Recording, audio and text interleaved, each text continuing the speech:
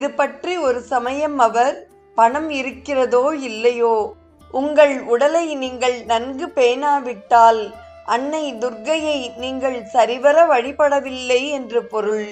உண்மையில் சிறந்த துர்கா பூஜை என்பது இந்த உடலை நன்கு போஷித்து இறை வழிபாட்டில் இதை நல்ல விதமாக ஈடுபடுத்துவதே ஆகும் என்று குறிப்பிட்டார்.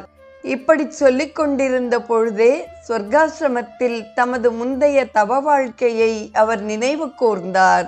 சொர்க்காசிரமத்தில் நான் இருந்த நாட்களில் எண்ணெயை தொட்டதே கிடையாது. இப்பொழுது இங்கே எத்தனையோ வகை ஆயில்கள் உள்ளன.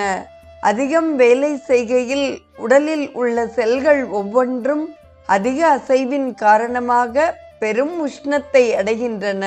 சொர்க்காசிரமத்தில் நான் வெறும் தரையில் படுத்து உறங்கினேன். இங்கே இப்பொழுது ஒரு படுக்கை இருக்கிறது. ஆனால் எந்த சுகத்துக்கும் எவரும் எப்பொழுதும் அடிமைப்பட்டு விடக்கூடாது.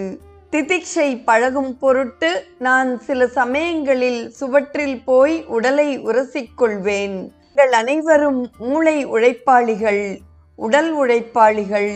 போஷாக்கான உணவு உட்கொள்ள வேண்டும். உடல் நல்ல ஆரோக்கியத்தில் இருந்தால்தானே நம்மால் பிறருக்கு தொண்டாற்ற முடியும்.